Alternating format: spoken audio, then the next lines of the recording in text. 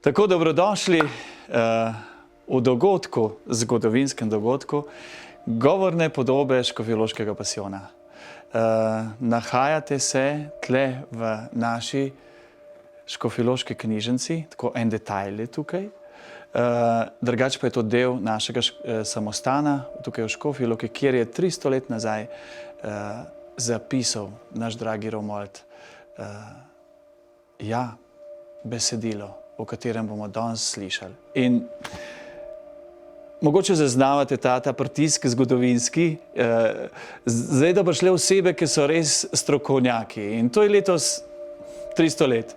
Strokovnjaki, ki so v bistvu podarili svoje telo, svoje življenje, svojo pamet in življenje za to, da bodo zdaj to našo mojstrovino takole odprli. Tako da vsakmu posebej v tehle situacijah, kakor lahko rečem, dobrodošli. In vam, ki boste spremljali tole, vam želim, razkomodite se, poslušajte in vam želim čim več slišanega, to slišano ljubezen, to čutečo ljubezen, ki jo je Bog dal za nas.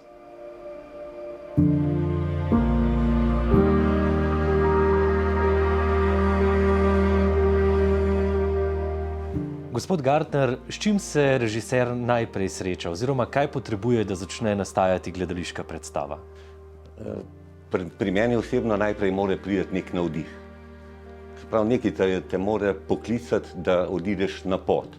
Potem vsak režiser želi dobiti v roko neko dramsko predlogo. In če sva prej rekla, da je bilo od začetka nič, potem vidva besedilo. To je ta lepa pisava patra Romualda in jaz moram biti zelo vesel, ker me je prejšnji gvardijan, Metod Benedik, spustil prav v posebno celico, kjer sem se lahko z originalom srečal in sem pozno zvečer se spuščal v to lepo pisavo. Potem prihajaš v nekak spopad s samim seboj. Ko prebiraš to, kakorkoli, ker jaz tega nisem razumel, ker je zapisano v taki posebni pisavi, sem bolj občudoval te lepe črke, lepo barvo.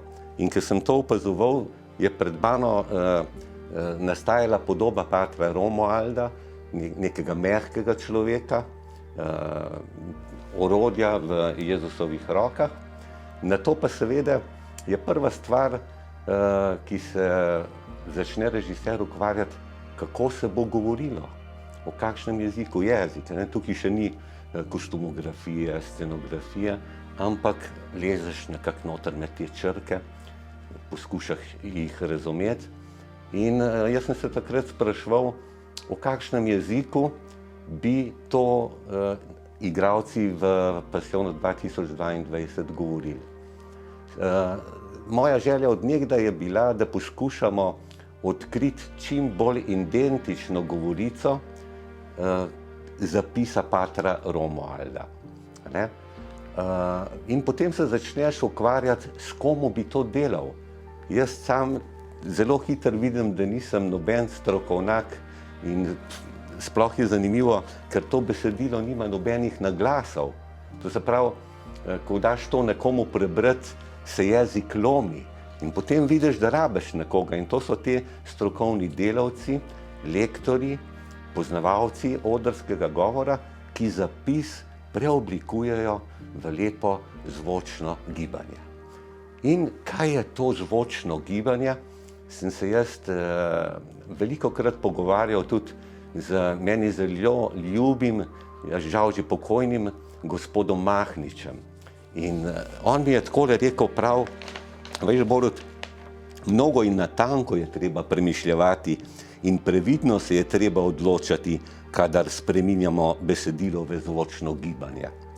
Trdim, da je treba besedilo s pomočjo natančnih analiz in meritev, ne pa kar tako na slepo in po občutku prenašati v svet akustike.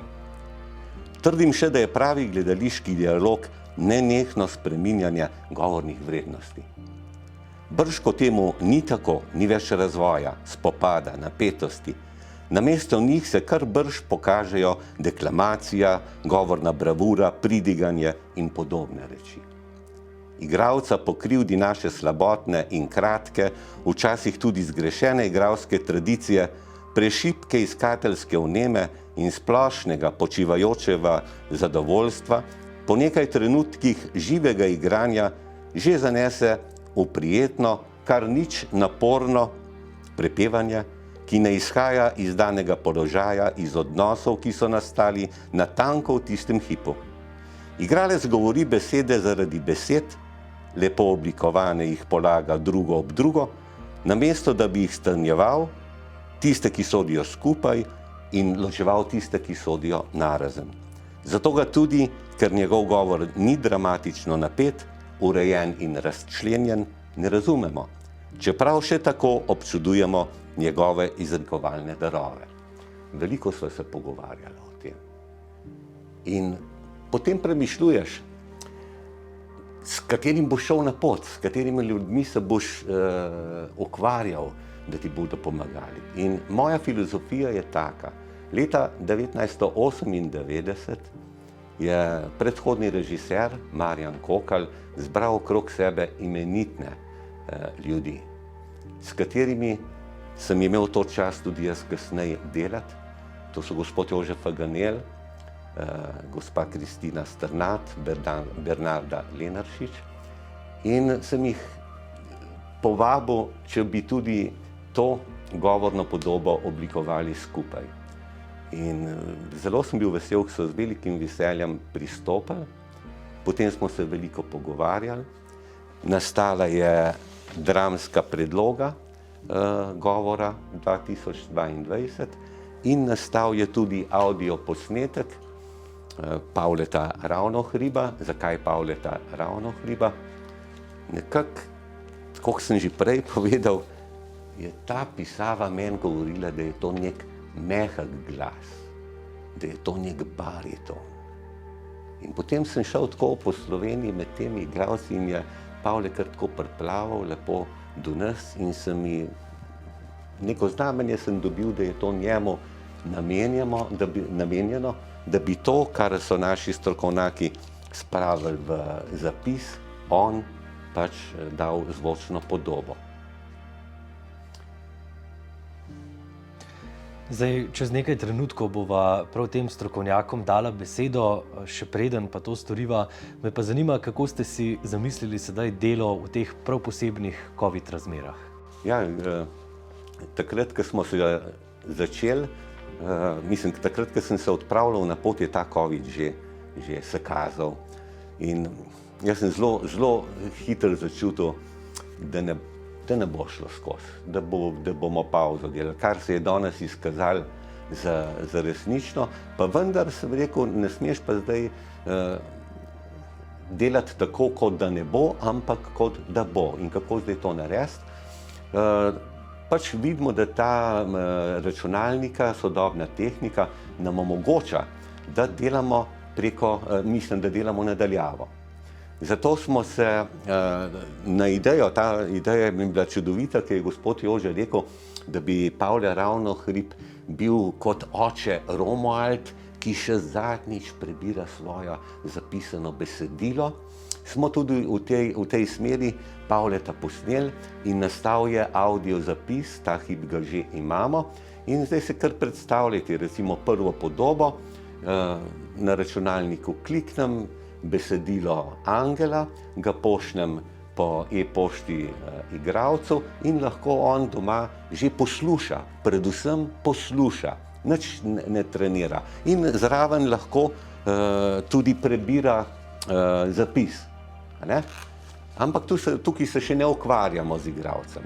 Lektorji bojo potem, ko so to igralci recimo preposlušali, naslednji korak je, da oni to ponovijo in pošljajo nazaj lektorjem, da vidijo, kje smo. Potem drug korak je pa delo z igralcem v živo. Tam se ga pol še bolj popravlja. Je pa tako, naši igralci, veliki je že takih, ki so velikokrat igrali, morda so malo zbegani iz zadnje predstave 2015, ker je šlo majčken o modernizacijo besedila, ampak mislim, da ne toliko, da jim bi povzročali velike težave. Na ta način bomo probali delati. Morda nam pa zdaj celo ne bo treba. Morda se bo pa COVID umiril in bo prišel tisti čas tega normalnega dela, ko smo v stiku. Pustimo čas v čas. Gospod Faganel, kot nam je že Borut prej zaupal, pa kolikor mi je znano, že od vsega začetka sodelujete pri Škofjeloškem pasijonu, pri govoru. Kaj mislite, da Škofjeloški pasijon, to dramsko besedilo, pomeni nam Slovencem? Ga poznamo zadosti, da znamo ceniti njegovo vrednost? V teh letih, kar se je ponovno uprizoril Škofjeloški pasijon v Škofji Loki, lahko rečemo, da je v zavesti Slovenca že nekoliko usidran. Usidran kot prvo imenitno dramsko besedilo, ki je nastalo iz liturgije. Spomnimo se, da pri liturgiji Velikega tedna beremo pasijon in tukaj je pa korak naprej v duhovnem gledališču, ko se ta pasijon, trpljenje Kristusovo uprizarja z govorom, gibanjem, scenografijo, kostumi. Tako da je že precej znan. Pred vojno so uprizorili pasijon velikokrat, vendar se je vsem zdel, da je originalno besedilo malo pretežko za povprečno občinstvo, zato je bil Škofjeloški pasijon vedno prirejen v neko ljudsko različico, tudi kar se tiče govora. Še preden so se v Škofji Loki odločili, da bi uprizorili pasijon, pa se je socialistično amatersko gibanje gledališko odločilo, da bi uprizorili Škofjeloški pasijon pod okriljem Cankarjevega doma. In takrat so se zbrali in smo se zbrali mnogi, ki smo Škofjeloški pasijon poznali. In takrat je bila moja izjava, da je treba pripraviti izvirno besedilo, primerno za govor. Ker smo vedeli, da so sicer same priredbe. No, in ker so, kako se že reče, strici v ozadju ugotovili, da to je pa malo prehudo, da bi Škofjeloški pasijon v Cankarjevem domu igrali, je predstava odpadla. Prišlo pa je do obdelave besedila, ki je izšel v Kondorju, in sicer kot prepis rokopisa in tudi kot preprosta izgovorna transkripcija, ki je potem služila tudi za osnovo za prvo uprizoritev pasijona pod režijskim vodstvom Marjana Kokalja. Lahko rečemo, da smo Slovenci ponosni lahko na drugo največjo pomembno stvar v naši zgodovini govora.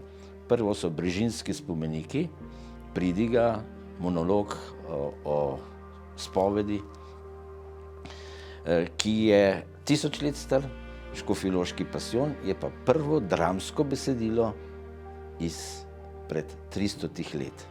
In to seveda vsi, ki smo hodili v socialističnih časih v šolo, niso preveč poudarjali. Važno pa je, da se danes tega zavedamo in velik pomen Škofje Loke je ravno v tem, da bo svetu, da že kaže svetu pomen Škofjeloškega pasijona in da mora Škofjeloški pasijon zamegliti tiste priredbe moderne pasijonov, ki so zaradi turizma morda bolj slavne kot Škofjeloški pasijon, ampak danes Škofjeloški pasijon že živi. Gospa Lenaršič, Škofjeloški pasijon je zapisan v 3 jezikih, nemškem, latinskem in slovenskem.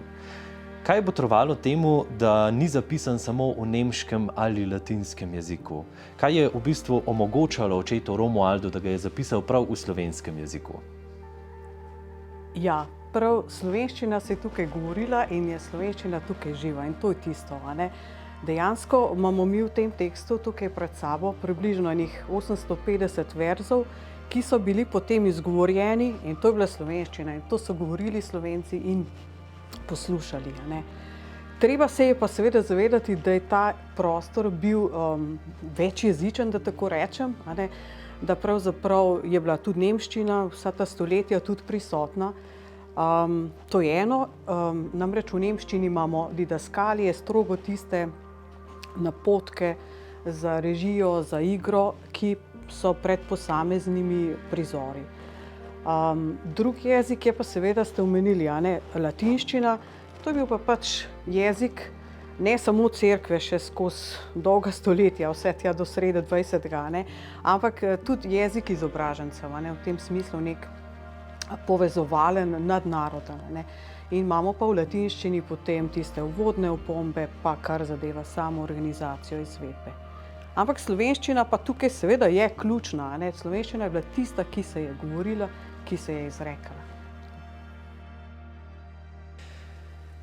Gospa Strnad, režiserjeva želja je bila, da bi se dokopali do čim bolj identične govorne podobe časa, v katerem je pater Romuald napisal Škofjeloški pasijon. Kaj to vam kot lektorici predstavlja? Kaj bo to predstavljalo poslušalcem? Bodo razumeli to govorjeno besedo? V želji potem, da bi se približali zvenu Romualdovega besedila, smo lektorji prevetrili ponovno celo besedilo, se pravi, smo diplomatični in kritični prepis primerjali s faksimilom, šli od replike do replike, od verza do verza in pregledali besede in potem v celoti besedilo opremili z naglasnimi znamenji, kajti pri samem Romualdu je naglašenih le nekaj besed. V kritičnem prepisu pa tiste, ki bi bralcu lahko povzročale težave. Sedaj so vse besede, ki se jih naglaša, opremljene z znamenji. Ko razmišljam o tem, kako bi poslušalci sprejeli, če bi razumeli ali bi jim bilo besedilo tuje, se mi zdi, da se pasijon ne samo posluša, predvsem se ga tudi lahko gleda in vse te podobe, vsa ta znana zgodba, svetopisemska zgodba, pasijonska zgodba, ne nazadnje zgodba vsakega slehernika, to mislim, da nam je tako blizu, da težav z razumevanjem verjetno ne bo, čeprav bodo vmes izgovorjene besede, kot so šlafarnice in gajžle, ampak vse to je po mojem mnenju en dodaten žmoht in v današnji družbi raznoraznih jezikov neka beseda, ki je z naše zgodovine zagotovo ni nobena težava. Ne smem pa pozabiti tudi na rime, ki so v pasijonu, berejo se tekoče in pripomorejo tudi one k temu, da se besedilo lažje razume. Gospod Pavle, kaj za vas pomeni povabilo režiserja k ozvočitvi Romualdovega zapisa? Ja, to je bila zame zelo velika čast, ker vendarle je Škofjeloški pasijon del slovenske kulturne dediščine, zelo pomemben, vse kar se tiče gledališča. Tudi moja generacija na Akademiji za gledališče, radio, film, televizijo je pravzaprav morala narediti izpit pri zgodovini gledališča, prvo v Škofjeloškem pasijonu, vendar pa smo se takrat dotaknili bolj te uprizoritvene plati in če sem iskren, o sami govorni podobi takrat niti nisem razmišljal. Tudi ko sem pač bral besedilo, ki ga je zapisal pater Romuald, nisem razmišljal o tem, kako je pravzaprav bi moralo to besedilo zveneti. No in imel sem potem to srečo, da sem zdaj upodobil to zvočno podobo. In seveda gre za nek historični del našega jezika, ki je seveda vezan tudi na določeno okolje. In pa ponavadi se je zgodilo tudi to, da zapisovalci včasih tudi niso bili iz teh krajev, pa se potem zgodi, da vnašajo potem svoje narečne besede, da se skušajo približati občinstvu tega kraja in z vsemi temi stvarmi se potem srečamo pri takem delu. Kakšna je razlika med delom profesionalnega in ljubiteljskega režiserja? Ja, seveda so velike razlike, predvsem gre za to, da je v profesionalnem gledališču so te stvari, so tudi ljudje, ki skrbijo za organizacijo samega dela, da je pa pri ljubiteljskem gledališču pa gre seveda vse to na tako imenovan srčni pogon. Ampak spominjam se svojega profesorja Franceta Jamnika, ko nam je prvi dan študija na Igralski akademiji zabičal, je rekel, veste, pojdite si kdaj ogledati kako amatersko gledališko predstavo, kajti v profesionalnem gledališču se zgodi, da je vse prav in vse v redu, ampak ni tega srca. Pojdite v ljubiteljsko gledališče in tam boste videli zelo veliko teh zunanjih napak, ampak na odru boste gledali igralce in igralke, ki igrajo s srcem. In to mislim, da je bistvo tega ljubiteljskega gledališča. Prej smo že slišali v pogovoru, da je avdioposnetek sedaj že nastal. Ste zadovoljni z njegovo izvedbo, s tem, kar je nastalo? Ja, jaz mislim, da sem zadovoljen. Zdaj, če so zadovoljni režiser, gospod Gartner in pa trojica lektorjev, ki so skrbeli za to zvočno podobo, potem sem zadovoljen tudi jaz. Mislim, da smo izbrali neko zelo pametno varianto, torej, da nismo šli v neko zelo, bi rekel, interpretacijo samih likov, kajti vendarle gre za zelo različne like, za moške, ženske, pa seveda tudi za svetopisemske podobe, ampak da smo izbrali torej neko srednjo pot. Iskali smo predvsem, oziroma skrbeli za to, da je besedilo vsaj kolikor toliko pravilno izgovorjeno, kar se tiče naglasa, naglaševanja besed. Medtem ko bo pa interpretacija, pa bo verjetno potem z interpretacijo pa se bodo potem ukvarjali igralci. Kot je gospod Gartner že povedal, bo to, torej ta govorna podoba tudi neke vrste predloga samim igralcem. In ker sem igralec, vem, da če je neka govorna podoba zelo močna, potem zna vplivati tudi name kot interpreta in kaj lahko se zgodi, da potem zgolj samo ponavljam neke besede, ki so že izrečene, in tu smo tudi skrbeli za to, da se to ne bi zgodilo. Gospod Gartner, kateri deli besedila so se vas najbolj dotaknili? Kateri so vas najbolj pretresli, najbolj zaustavili? Je morda v Škofjeloškem pasijonu kakšna taka misel, kakšen stavek, za katerega bi bilo dobro, da ga slišijo vsi Slovenci? Ja, prav gotovo, da je. Prav v vsaki podobi je kakšna misel in na to tudi opozarjam gledalce, naj si vsako podobo res podrobno ogledajo, poslušajo. Bi pa izpostavil 3. Zdaj, ko živimo v času covida, izredno se me dotika ta stavek smrti. Jaz sem tista grenka smrt, je menvana, od teh visokih nebes na ta svet poslana. Tako kot sem jaz v tem obdobju začutil prisotnost smrti, pa če se spustim na osebno življenje, ker sem bil priča dejansko 4 smrtim, ker sem videl, kaj je smrt, da je smrt v bistvu trenutek. Trenutek smrti je kratek, vse ostalo prej in kasneje pravijo je pa življenje. In tukaj se mi zdi, da je spet lepo opozoriti gledalce, naj razmišljajo, kaj je to smrt. Vsi bomo šli, vsi se s tem soočamo, premalo govorimo. In tako, kot sem jo čutil, najbolj sem jo začutil takrat, ko je ta covid prihajal v Italijo. Ko sem gledal te tovornjake, te krste, prav slutil si, kako se ta smrt plazi noter v Slovenijo.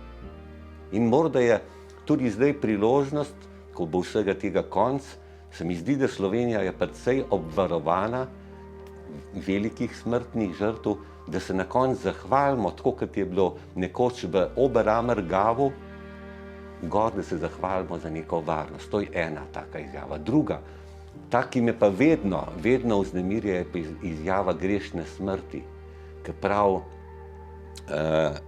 prekleta ura in čas, kjer sem rojena bila. Prekleta pot ta istih gas, ker me je mat nosila.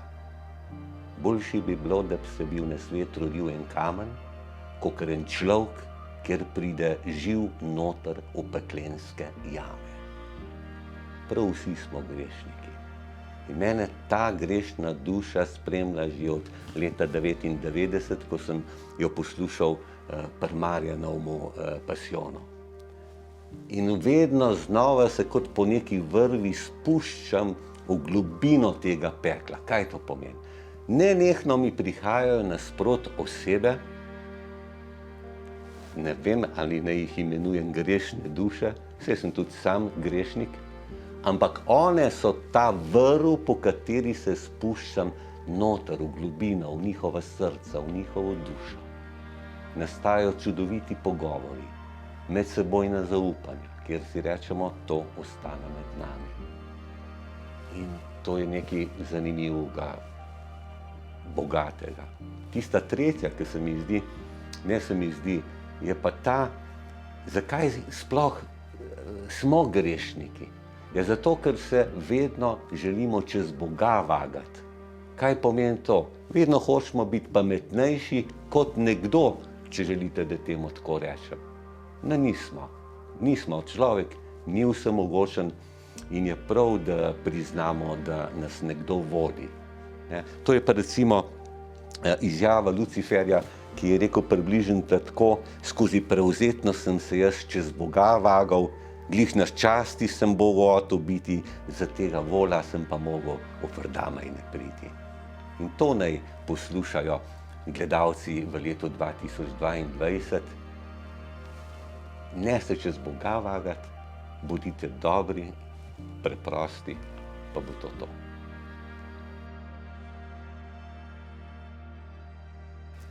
Gospod Faganel, prej sva se z gospodom Pavletom malce dotaknila že razlike med delom profesionalnega in ljubiteljskega režiserja. Kakšne so pa vaše izkušnje z delom v profesionalnih gledališčih? Sam sem napravil kar precej kilometrov v slovenskih profesionalnih gledališčih, malo tudi v gledališki šoli, kjer je bil moj učenec tudi Pavle Ravnohrib. In veliko sem razmišljal o poklicnem igralcu, o poklicnem režiserju in o amaterskih igralcih in amaterskih režiserjih.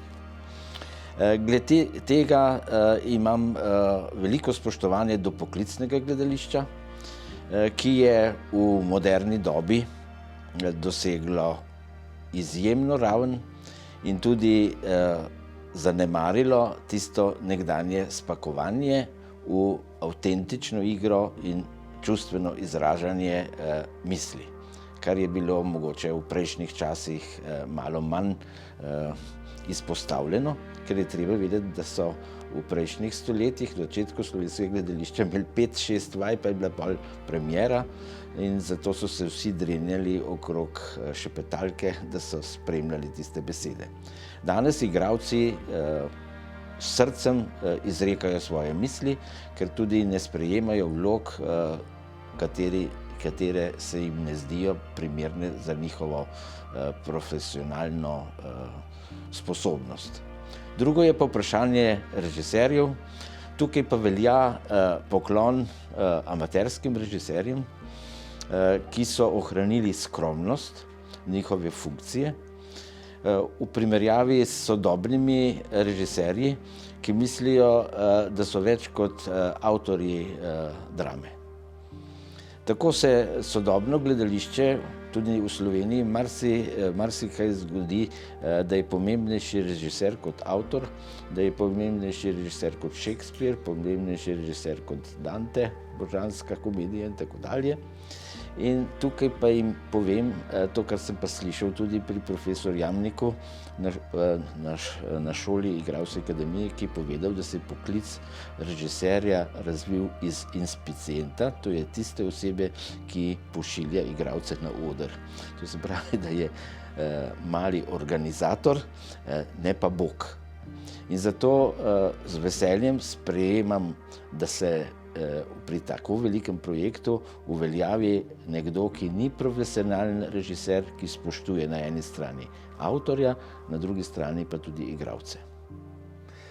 Pa če smo se zdaj s to zadnjo mislijo vrnila nazaj k škofjeloškemu pasijonu, besedilo samega škofjeloškega pasijona je drugačno, kot so sicer besedila pasijonov, ki jih poslušamo pri liturgiji v cerkvah.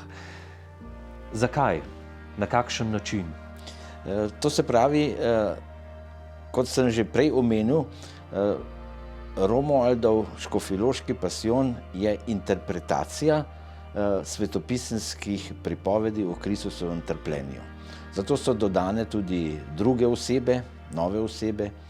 Tako se pojavi tudi znameniti prevajalec svetega pisma Hieronim, ki ga v Kristovih časih seveda ni bilo.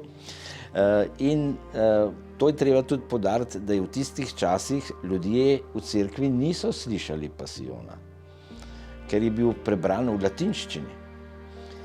V sodobnem času pa imamo priliko, da slišimo tudi pasijon, kakršen je zapisan v Svetem pismu, v posnetku, ki ga je pripravil, ki smo ga pripravili skupaj z vrhunskimi slovenskimi igralci, Janezom Albrechtom, Danilom Benedičičem, ki je letos umrl, Tonetom Gogalom in Borisom Kraljem, kjer je pa svetopisemsko besedilo izvirno prebrano in kjer se izkaže velika vrednost interpretacije umetniške besede. To je pa tisto, kar je Pavle hotel prej povedati, da ohranja pri takem besedilu interpretacija še vedno na ravni pripovedi, to se pravi umetniške beseda, in vabi Pavle na tem posnetku igralca, da doda svojo osebno energijo in svojo osebno prepričljivost. To je pa nekaj, na kar moramo biti Slovenci tudi ponosni. Mi smo razvili posebno disciplino umetniška beseda, pripoved, kjer se igralec ne spremeni v drug lik, ampak pripoveduje. In to je tudi vrednost škofjeloškega pasijona, ki ga bere Pavle Ravnohrib, to je umetniška beseda, in tisto, kar bomo gledali na ulicah, ko bodo pa igralci s srcem igrali tiste like.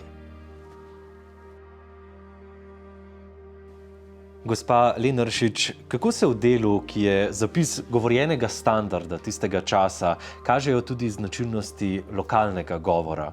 Kakšno je razmerje med govorjenim standardom tistega časa in nekimi narečnimi lokalnimi posebnostmi? Ja, res bi zdaj res najprej izpostavila, da v resnici je to standard, se pravi, to ni narečni jezik, ne? Ampak kot ste rekli, samo neke značilnosti se kažejo.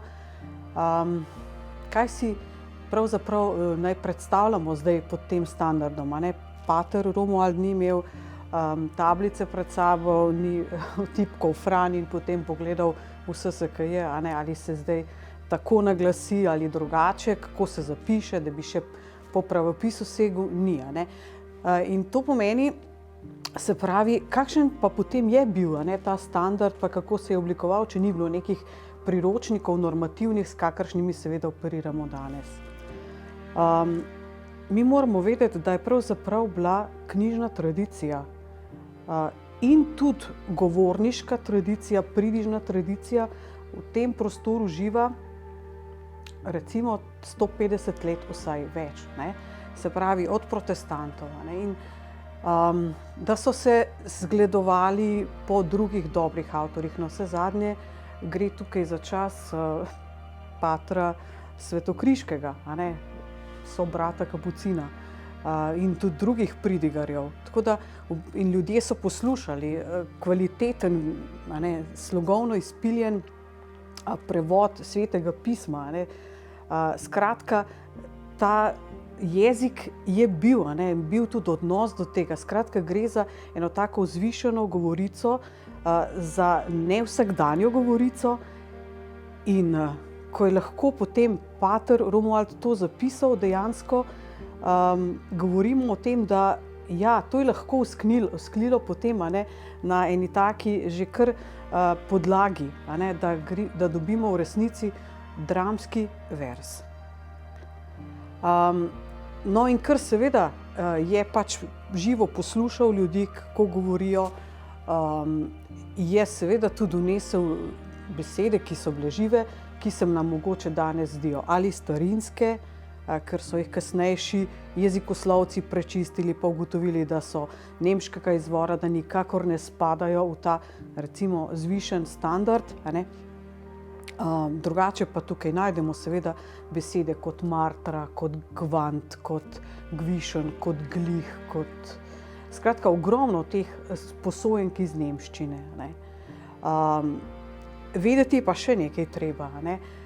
Namreč, ker ni bilo nekega takega zelo strogega standarda ali pa recimo nekih takih meril, da se je ta jezik seveda spreminjal. 150 let pomeni ogromno. Ne.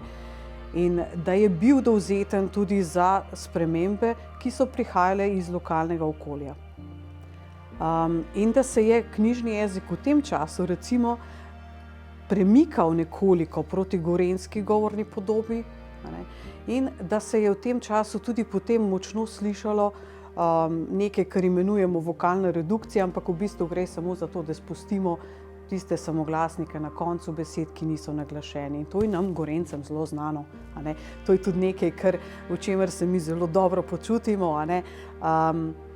Je pa tudi res, a ne, se pravi, ko smo mi prebirali tole, smo naleteli na zelo različne zapise istih besed. A ne. Recimo, samo če vzamemo besedo in, je zapisana zelo pogosto in zapisana kot ino, jeno, jenu, jeno. A ne. Se pravi, vsaj 4 različice so ene in iste besede. In od česa je bilo zdaj odvisno, kaj je napisal.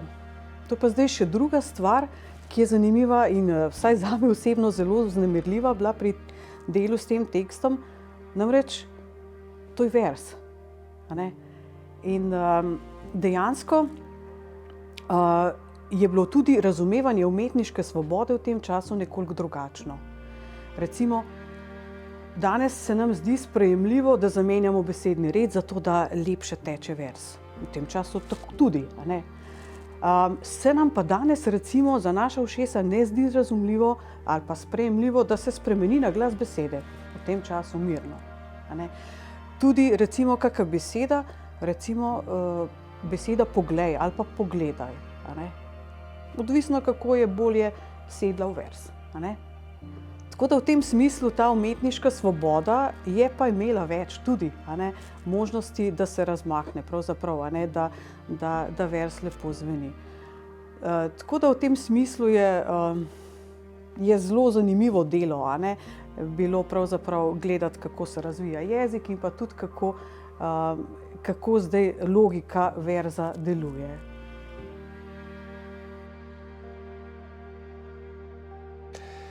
Zaenkrat z igralci delate bolj tako nestično, bi lahko temu rekli. Kako pa bo izgledalo delo, ko boste enkrat lahko z igralci v stiku? Kako bo izgledalo delo na terenu? Kaj pravzaprav je delo lektorice, lektorja? Igralci najprej dobijo v roke besedilo, svojo repliko. In to bo po novem opremljeno z naglasnimi znamenji, hkrati smo pa dodali prevode germanizmov.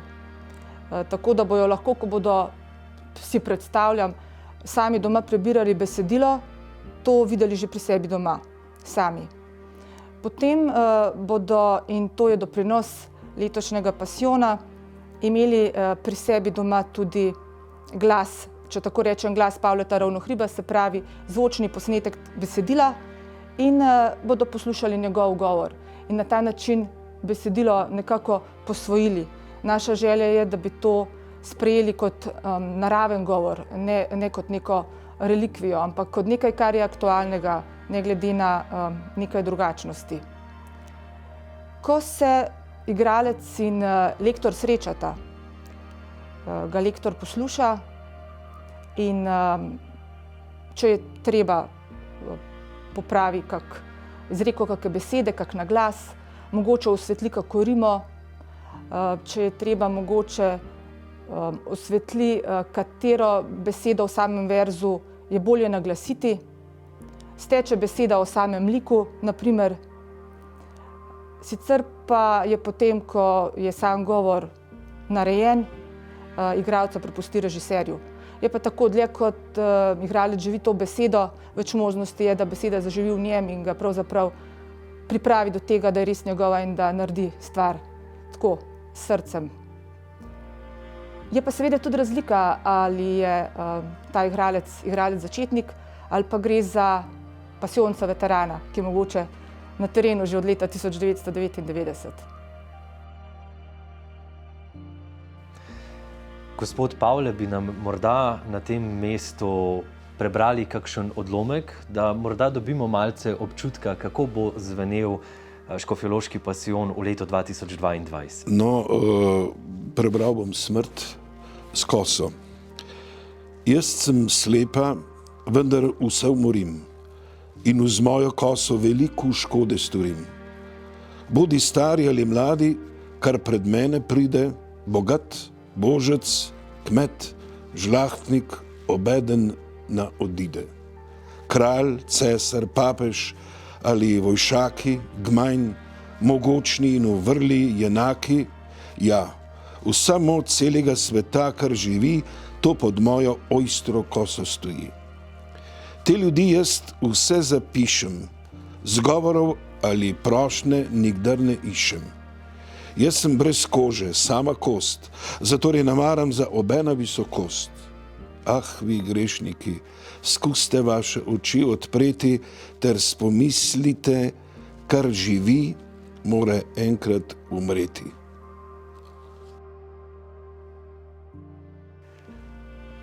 Naj za zaključek povem, da moramo biti Slovenci ponosni na očeta Romualda. Da smo ga imeli, da je zapisal te besede, kajti brez besed ne bi bilo ničesar, brez tega čudovitega besedila ne bi to kolesje sploh delovalo. Potem se mi zdi, da je vredno še spregovoriti o nekem drugem jeziku.